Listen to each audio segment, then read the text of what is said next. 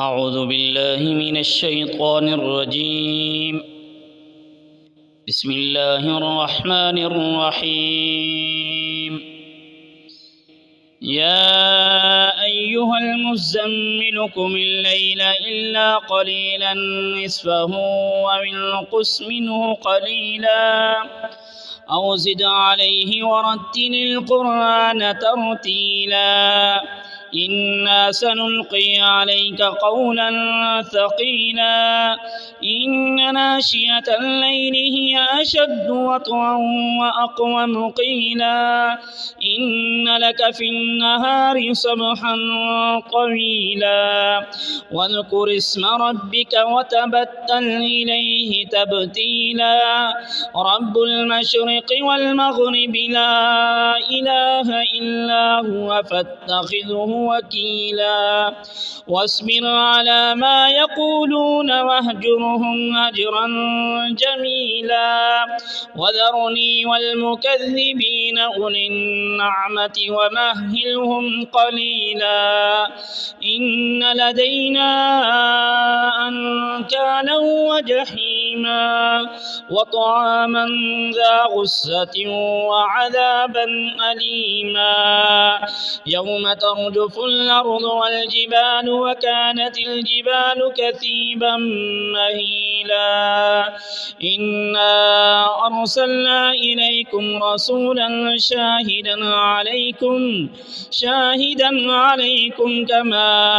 أرسلنا إلى فرعون رسولا فعصى فرعون الرسول فأخذناه أخذا وبيلا فكيف تتقون إن كفرتم يوما يجعل الولدان شيبا السماء منفطر به كان وعده مفعولا إن هذه تذكرة فمن شاء اتخذ إلى ربه سبيلا إن ربك يعلم أنك تقوم أدنى من ثلثي الليل ونصفه وثلثه وطائفة من الذين معك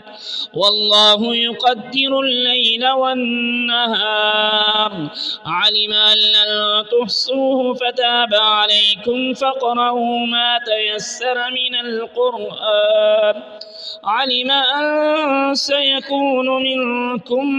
مرضى وآخرون يضربون في الأرض يبتغون من فضل الله وآخرون يقاتلون في سبيل الله فاقرؤوا ما تيسر منه وأقيموا الصلاة وآتوا الزكاة وأقرضوا الله قرضا حسنا وما تقدموا لأنفسكم من خير تجدوه عند الله هو خيرا وأعظم أجرا واستغفروا الله إن الله غفور رحيم صدق الله العظيم.